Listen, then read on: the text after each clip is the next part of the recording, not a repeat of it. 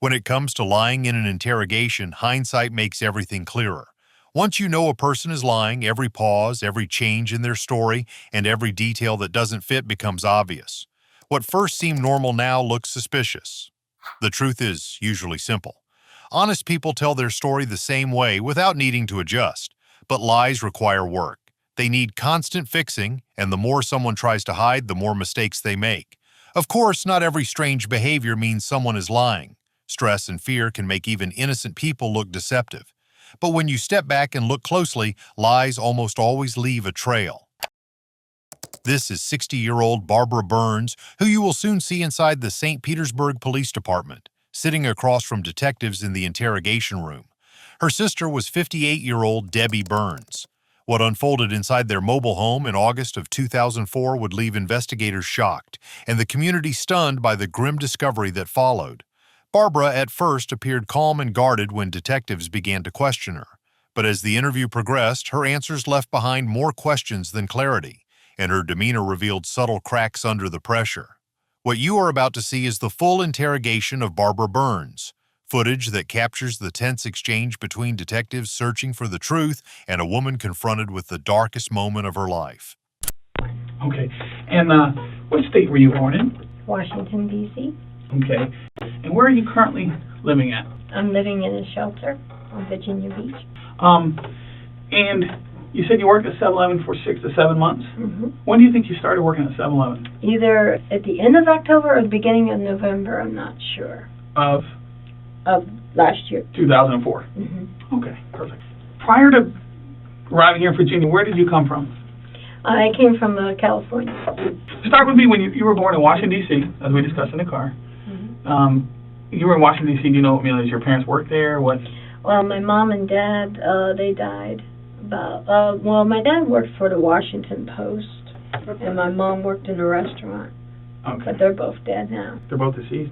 Do you have any siblings? No. No. Just me. Just you.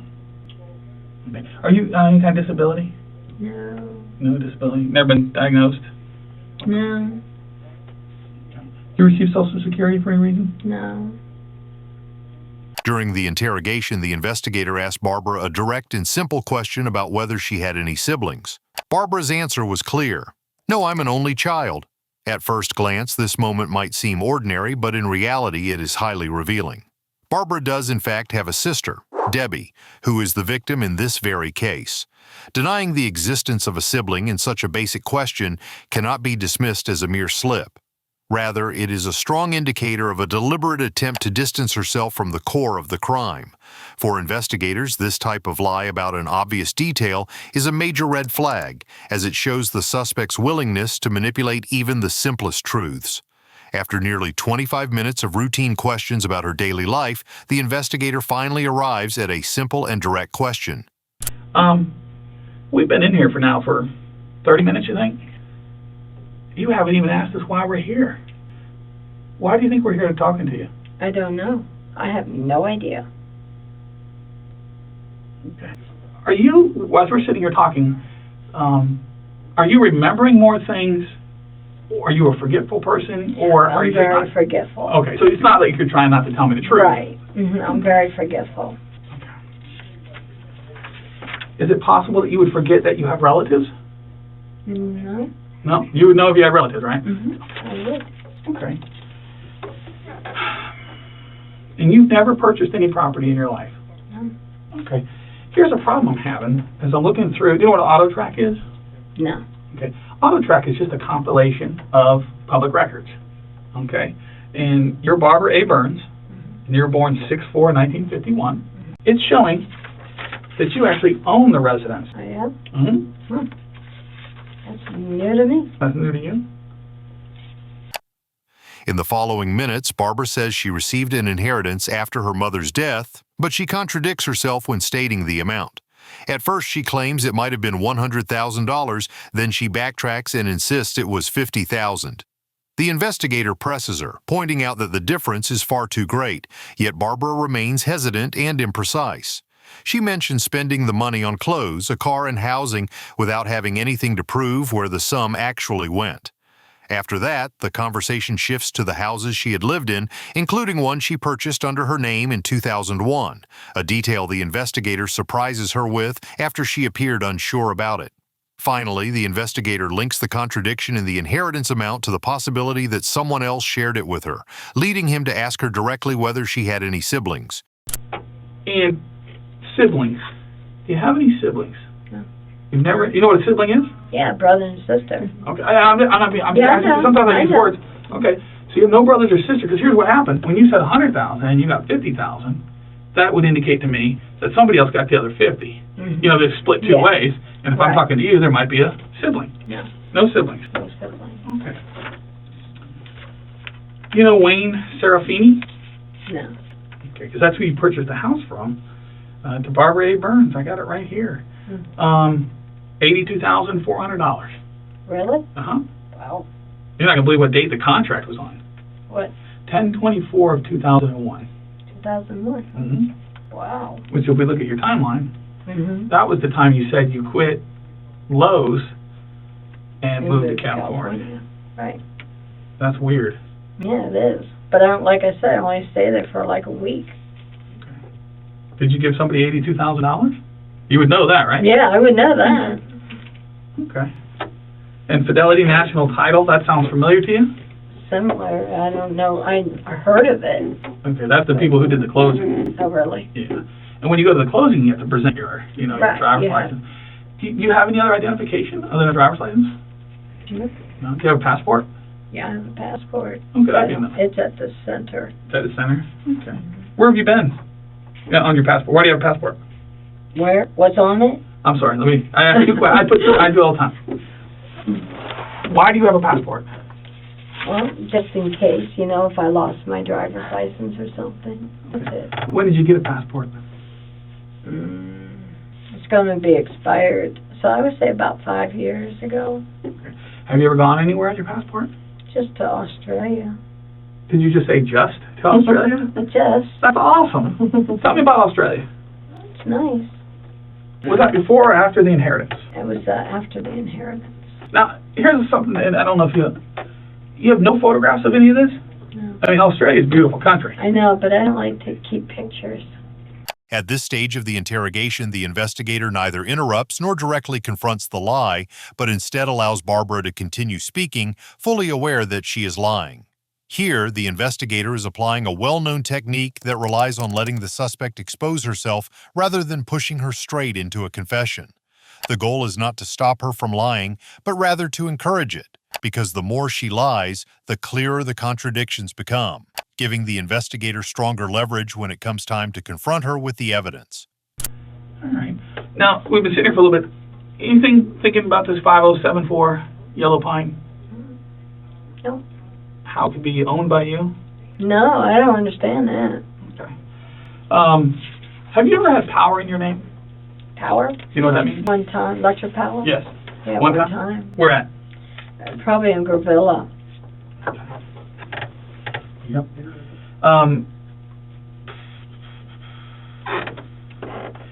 At Yellow Pine, the power was in the name of Deborah Burns. Oh, yeah? Yeah.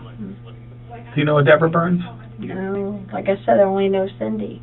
I don't know a Deborah Burns. Was Cindy's last name Burns? No, I don't know her last name. Okay. But Cindy was black, right? Mm-hmm. All right. We got to figure out how somebody would buy this house and have it in your name. Yeah, really. I don't know. I don't understand that. Barbara, at this residence at Yellow Pine, we found a body. Body? Yes. Okay. I don't know. I couldn't tell you. Couldn't tell me. Well, whatever you're asking. The medical examiner stated that the body was found inside the house after remaining there for nearly 8 months without being discovered. It had been wrapped in a blanket and plastic bags and was in an advanced stage of decomposition to the point that it resembled a mummy. Upon examination, a single gunshot wound was found at the front of the head, identified as the direct cause of death. The report also noted that the victim had a limp and had lost nearly all of their teeth, which made the process of establishing identity extremely difficult at first due to the severely deteriorated condition of the body. Remember the name you told me before? Cindy? No, your supervisor at Pell's. Mm-hmm. Remember her name? I think it was Kathy. No, Linda Ware. Oh, at Bell's. Yeah, Yeah, at Linda Bell's. Ware. Okay. Yeah. Linda Ware is a former supervisor of Barbara at Bell's outlet store. Can you see that name? Linda Ware. Linda Ware. Okay. So I've talked to Linda Ware. Mm-hmm. I've already spoken to her. Mm-hmm. When's the last time you saw Linda Ware that you can recall? At Lowe's. At Lowe's. Okay. That is the last place you saw her, but it was in 04. Mm-hmm. It was in 2004. And as a matter of fact, it was in August, right before you quit. Okay. Do you remember your conversation with Linda Ware? No. Linda asked you about your sister. Sister? Yes. I don't have a sister. Well, let's put that. You don't have a sister on the side burner for a second. Okay. But she asked how your sister was doing, and you told her something. Do you remember what you told her? No. No, you don't want to remember? Or no, I- please help recollect my memory. Yeah, please help Okay. recollect. Yeah. You told her that Debbie, your sister, had flown out to California to To the aunt? take care of the sick aunt. Okay, are you guessing, or do you recall this? I'm guessing, because I don't recall that part, Okay. because I don't know a Deborah Burns. You don't know a Deborah Burns. How about if I show you a picture Okay. of Debbie Burns? Nice girl, but I don't remember her. Honestly. Okay. Can you read her address for me?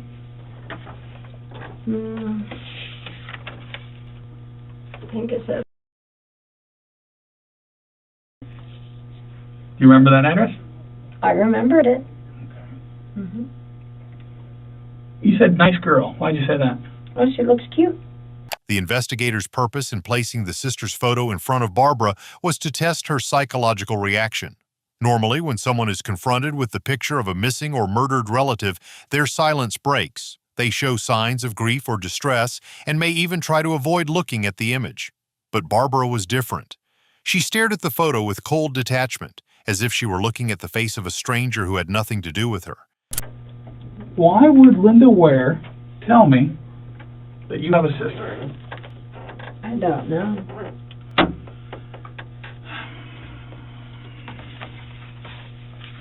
I want to give you a couple other names. Okay. All right. Doesn't mean I remember it. Oh, I'm well aware of that. Okay. D. Schmulla. Dolores Ashman. Dolores Ashman. Kathy Ganoler. I remember her. She was my supervisor at Bell's. Okay. Larry Loden. Yeah, I remember him too. Mhm.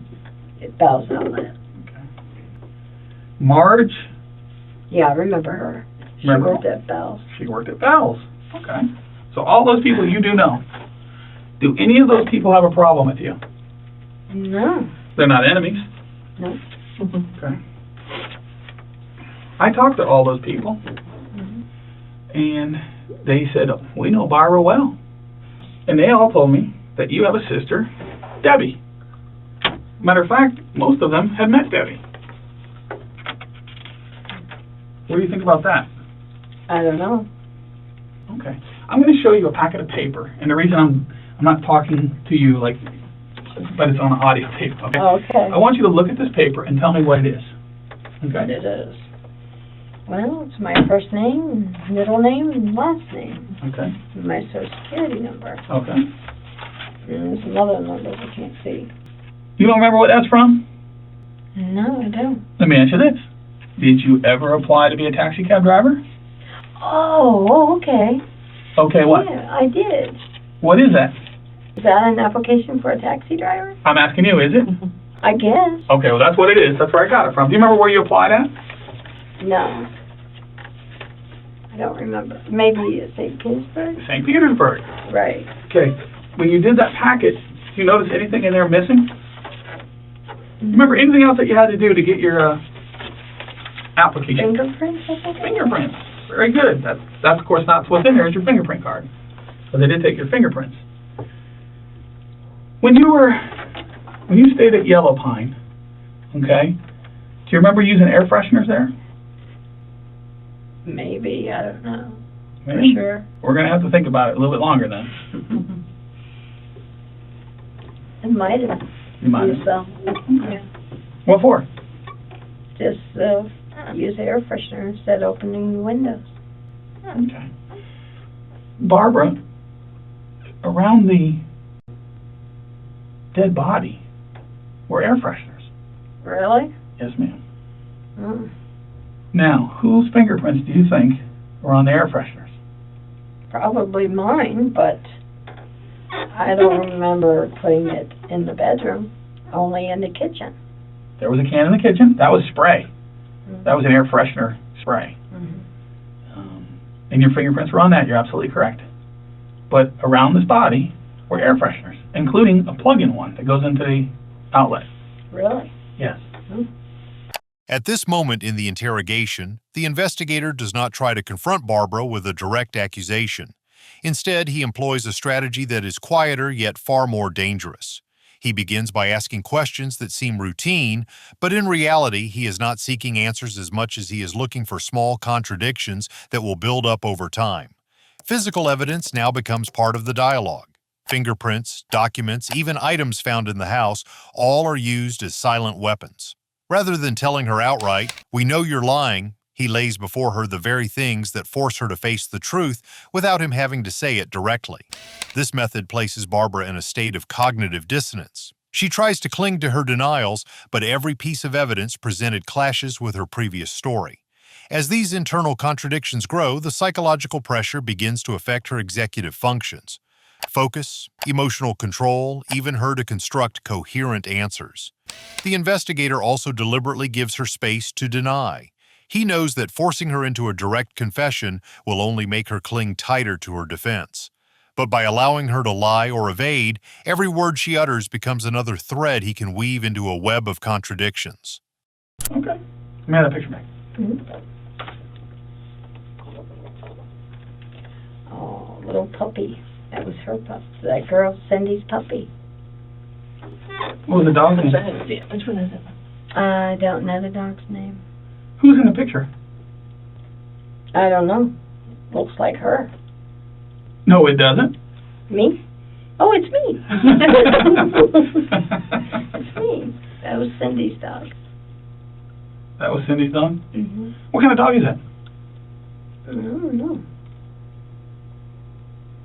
I have no idea. Okay. It's a good one. Oh, who's that? I'm asking you. I don't know this one. You don't know that one? Mm-hmm. What do you see in the picture? It looks like a guy singing. Like a country singer? Mm-hmm. Why would you say he's country, though? I have no idea. Okay. We'll come back to this one. Gun. That looks like a BB gun. It looks like a BB gun? Okay. Where's that picture taken at? That I don't know. Not enough in there for you to tell? No. Okay. What's that a photograph of? Looks like the table. In the residence? Mm-hmm. Okay. What's on the table? A camera. Do you have any idea what that camera costs? Mm-mm. Is that your camera? No. Was that Cindy's camera? I guess. I don't know. Okay. Remember the picture I showed you with the dog? That picture came off that camera. Really? Yes, ma'am. So somebody took a picture of you with Cindy's dog in the residence with that camera. Do you think that's an expensive camera or a cheap camera? I have no idea. Could be expensive. I don't know.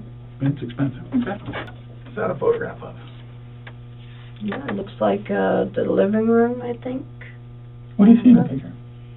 See a computer, Mm-hmm. a chair, a desk. Look in the back of that picture. What else do you see? On the back of it, Mm-hmm. I see the driveway here, back Mhm. here. It's just right here.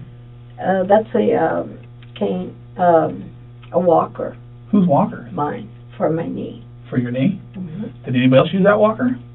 I don't think so. I don't know.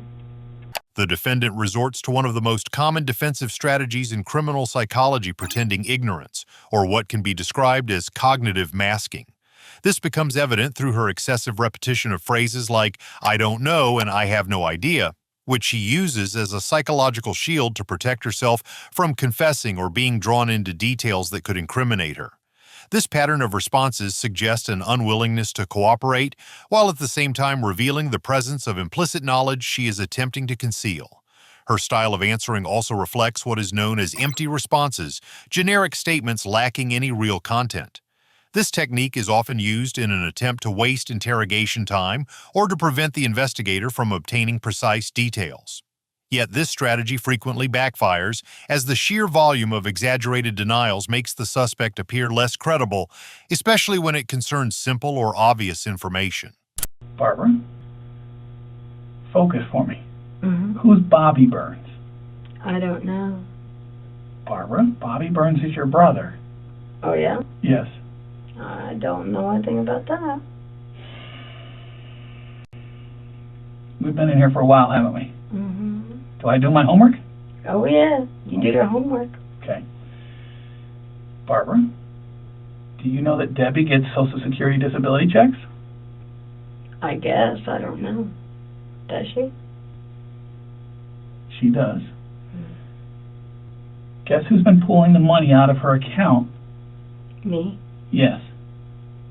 Guess how I know that? I don't know. You checked on it? And how did I find it, Barbara? I don't know. Through my Social Security? Where do you take the money out at, Barbara? Out of the bank? No, At ATM? at an ATM. Very good. I even know the department store that you go to. Oh, yeah? What department store do you pull the money out of? I don't know. Probably Kmart. Nope. Oh? No. I don't know. Barbara, Hmm. what account do you take it out of? Do you know the branch? Who's the bank that it gets deposited in? I'm not sure. What do you think it is? Only thing I know it's a bank, but I don't know the name of it. AM AM? South. AM South. You banked at AM South when you lived in Pasadena. Yeah, that's when I worked at Bell's. Right. You're the co-owner of the account at AM South. Guess who the other person is? Her? Say her name. Debbie Debbie what? Burns. Debbie Burns. You and Debbie Burns have a bank account together. You continue to withdraw her Social Security disability from a department store at an ATM machine. Tell me what department store?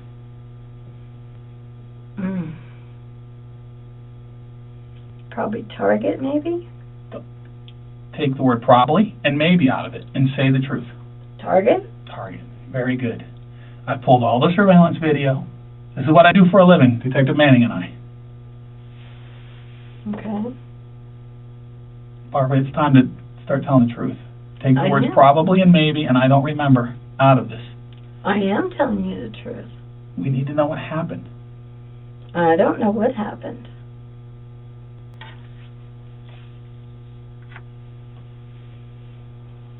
So, I don't know what to tell you. We need to know the truth, okay? Things happen for a reason, okay? We're here to hear your side of the story, okay? And we need to hear it. We need to hear it from you. Barbara, you took care of this girl probably your entire life. And you're going to sit here and tell me you don't know her? You've looked after her for 30 plus years? If not longer than that? I guess. I don't remember, honestly. Have I lied to you today? No, Am I lying to you now? no. Okay. You think I'm lying? No. Yes. You know, no. Oh, no. Do you know what you're doing? No. I don't remember. I don't. Honestly. At this moment, we see Barbara's defenses beginning to collapse. She is no longer able to offer an outright denial or a coherent account. She contentedly repeats phrases such as, "I don't remember," and "to be honest." These words, despite their simplicity, reveal a great deal in criminal psychology. They are not mere ignorance or fleeting forgetfulness, but a clear sign of mental fatigue and the gradual breakdown of her defenses. When the suspect repeats the phrase, "I don't remember," it indicates that her working memory can no longer bear the strain of the lie she is trying to maintain. Lying requires enormous cognitive effort, keeping track of details, avoiding contradictions, and keeping up with the investigator's questions. Over time, as pressure accumulates, this ability gradually erodes. As for the phrase, "to be honest," it is a desperate attempt to lend credibility to a weak answer. Here, the suspect attempts to convince herself before convincing the investigator, as if she is saying, "Believe me, even if my answer isn't convincing." These repetitions are not spontaneous. They are strong indicators that Barbara knows more than she says, but she no longer has the mental capacity to sustain her denials with the same firmness she began with. With every question the investigator asks, and with every piece of evidence presented to her, Barbara takes another step back, until she finds herself trapped in a cycle of, "I don't remember," a classic sign of psychological exhaustion and collapse under pressure. Look at the pictures again, please. This is a person that you cared for your adult life. Mhm. Is that what you're saying? You went to Australia with her. No, I don't remember going to Australia with her. You went to Australia with her when you got your inheritance. She's your sister. I don't remember having a sister.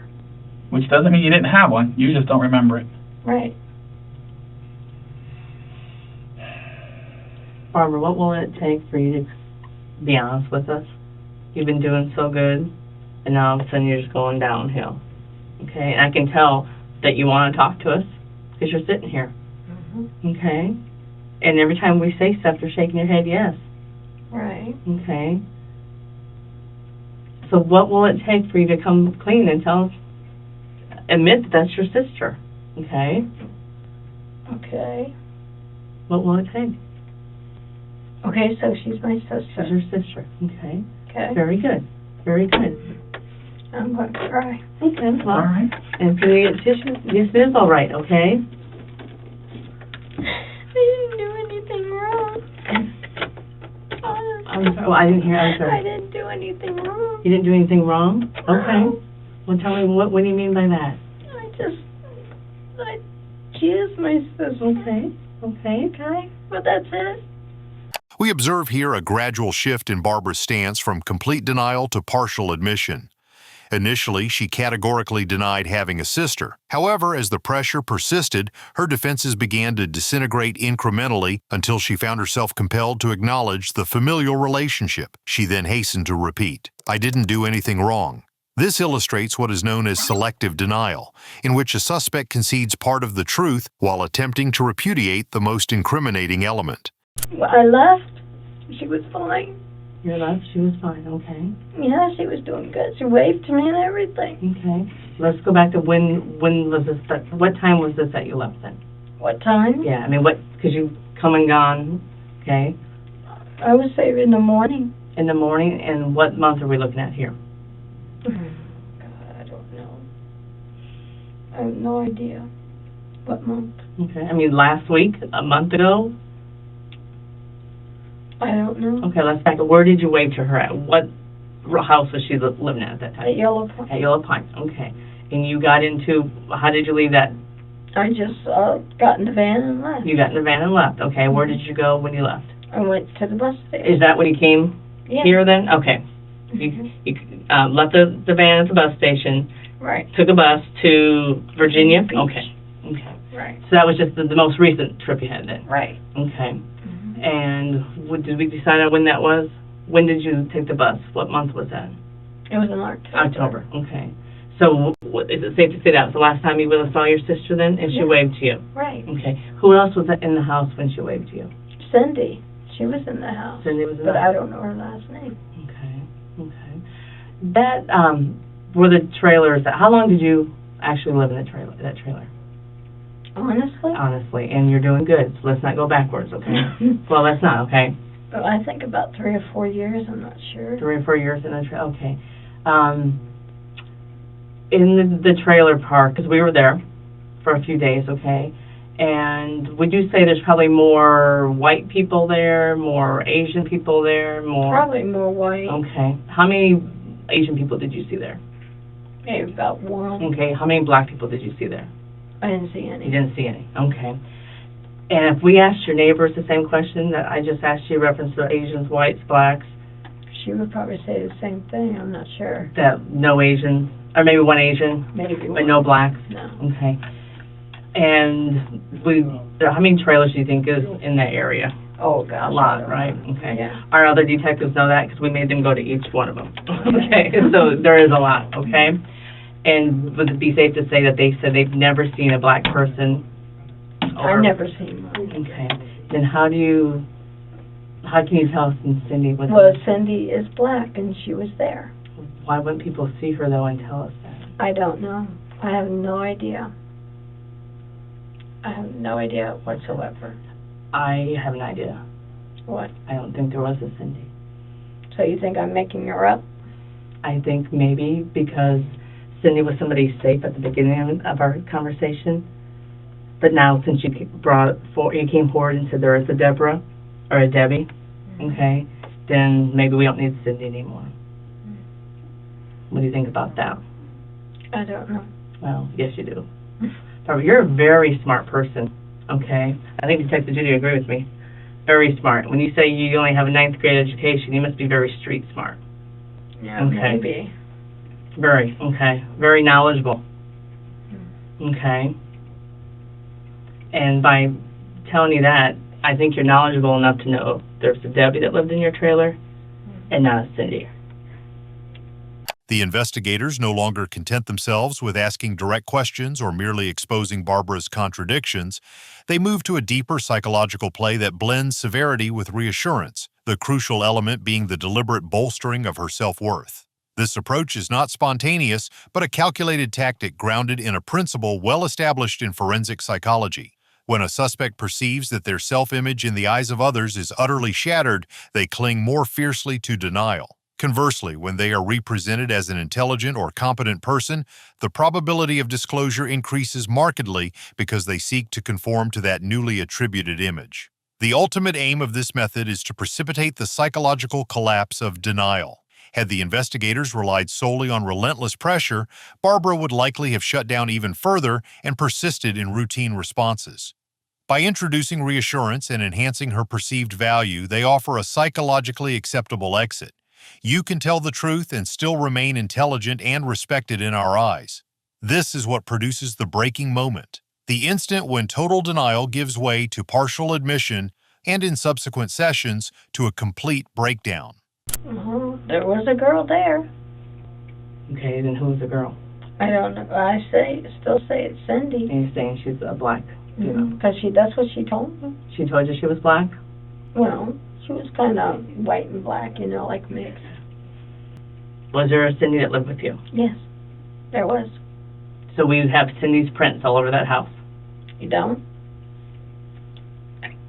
What do you think? Then she wasn't there. Okay. So can we go back one more time? Can we say there was no Cindy? Okay, no Cindy. I want to hear it from you, not from me. Is that a truth or a lie when I say that? It's the truth. Okay. Okay. So now we're back to just you and your sister. Okay. This is what is known as a guided confession, a technique employed by an investigator when they perceive the suspect to be hesitant or beginning to break down psychologically.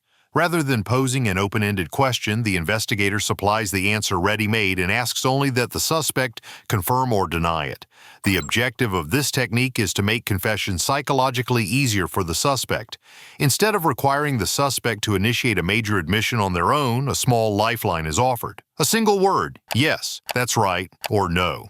Once the suspect utters it, they have effectively begun to confess, even if only partially. Who do you think the body is that we found in this trailer? I don't know. Debbie? Is that what you're telling me? Well, what do you think? I don't know. Okay. You're saying you waved to her. Mm-hmm. Okay. I waved to her, honestly. And when did you talk to her after that? When? Yeah. I haven't. So you haven't had any contact with her? Right. Barbara, just by sitting here talking to you, there's no way you would leave anybody behind who needed you as much as she needed you. Why do you say that? Because you're a good person. You're a kind person. Okay? This is what is known as compound psychological pressure, a technique that combines direct confrontation with evidence and intermittent verbal reassurance. Its purpose is to induce a psychological oscillation in the suspect, shifting them from a state of tension and fear to a temporary respite, thereby undermining their resistance. The effectiveness of this pressure is indicated by clear signs such as slips of the tongue, a reduction in contradictions, sudden partial admissions, or emotional responses like crying and a quavering voice.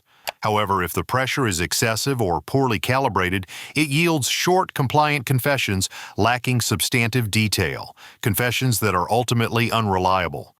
You need to tell us what happened. You need to paint the picture. Okay? And another thing, I can tell anything inside of you is just eating away at you, okay? Especially if this has been since, let's say, October that you left that house. Okay? There's no way that you walked out of that house and she was waving to you. Why not? Because that's what she was. Actually, what you said, Barbara, and it's on tape, you said you waved to her. And I believe that 100%.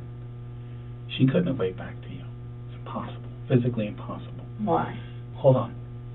Barbara, all the people that we have interviewed, they said Barbara is unbelievable person. This is how we found out who you were. Just your chemical makeup, what kind of personality you were. And I'm sorry to tell you this, but the word that was used to describe Debbie, your sister, who you love, was a and I apologize to use that language in front of you. She was demanding.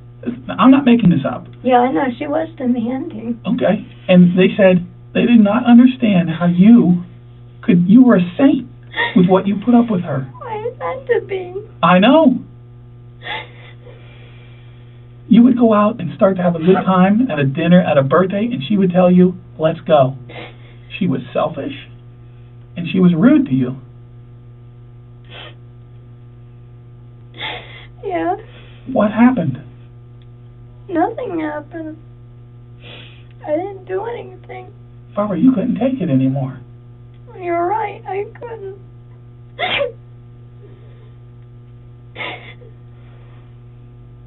This is the moment the investigator has been waiting for. From the standpoint of forensic psychology, what we observe here is not merely an emotional outburst, it is the point of convergence between the collapse of cognitive defenses and the emergence of an emotional pressure that verbal craft cannot match. The emotional breakdown functions as a practical divider. Before it, the suspect is engaged in managing the narrative. After it, self-control becomes unstable and previously closed internal windows, memories, emotions, and motives that had been shielded by denial or cognitive masking suddenly open. Psychologically, this outburst indicates that executive resources, attention, working memory, and the capacity to rationalize have been depleted to the point that the unconscious begins to penetrate the conscious narrative. Physiologically, crying or an affective collapse reflects activation of the sympathetic nervous system followed by an attempt by the parasympathetic system to restore calm. That is, an interplay between fight or flight responses and efforts at self-regulation. This state reduces the ability to fabricate a coherent account and increases the likelihood of leakage of precise details or causally significant affective states, remorse, guilt, self-justification. Nevertheless, it is crucial to understand that an emotional breakdown is not automatic proof of having committed a specific act. It is evidence of a breach in psychological defenses, not material evidence in itself.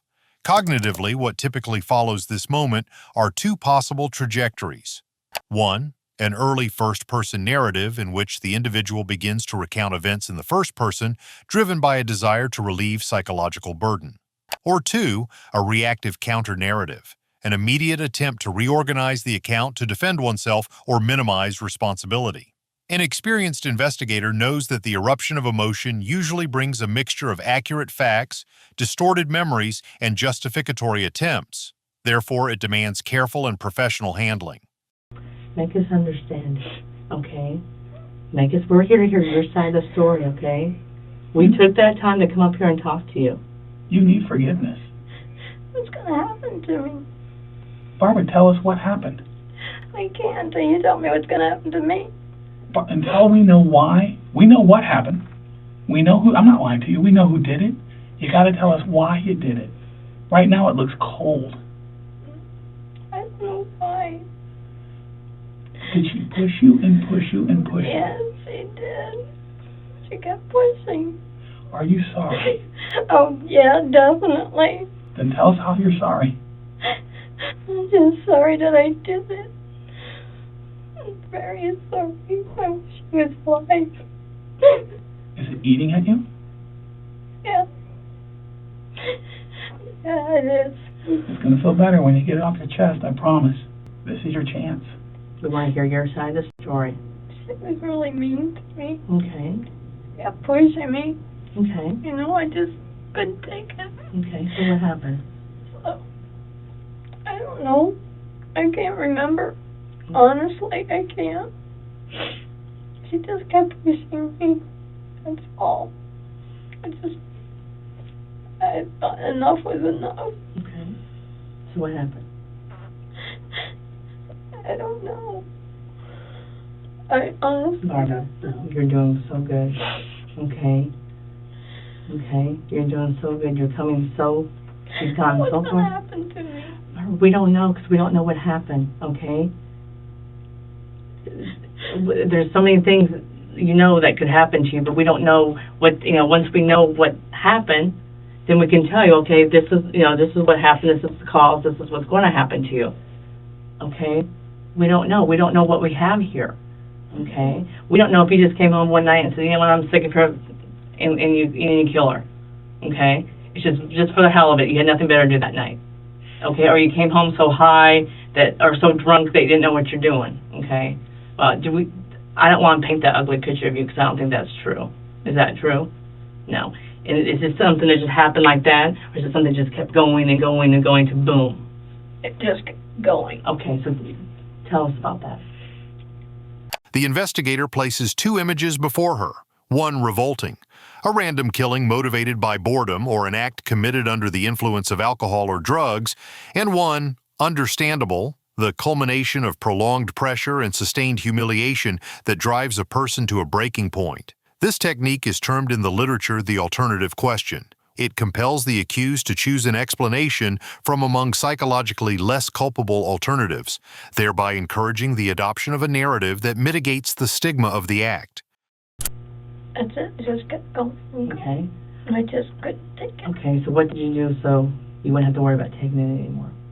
I shot her Okay. Where'd you shoot her at? in the head, In the head? Okay. And where at? in the bed. Okay. And whose bedroom was it? Both of ours. You guys share the same bedroom? Yeah, so I moved my bed into the back room Okay. Why did you share a bedroom with her? because she couldn't stand to be alone. So you didn't have any break from her then? No. Uh-huh. No. No. Okay. What was she doing when you shot her? Sleeping. Sleeping? No. Okay. What pushed you to that point, though? I mean, if she was sleeping, what happened? We argued that night. Okay, what did you argue about? Oh, everything. Just Every little thing.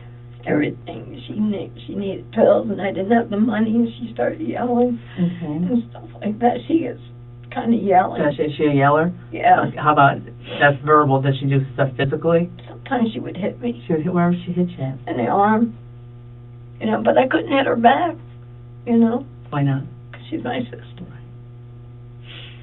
Just that night we fight so bad, I just couldn't take it anymore. Honestly. Okay. So she's sleeping in bed? What made her finally go to bed? Just, she wanted to go to bed. Okay. And I told her I'd be in there in a little while. Okay. How long do you think she was sleeping? Oh, I don't know Okay.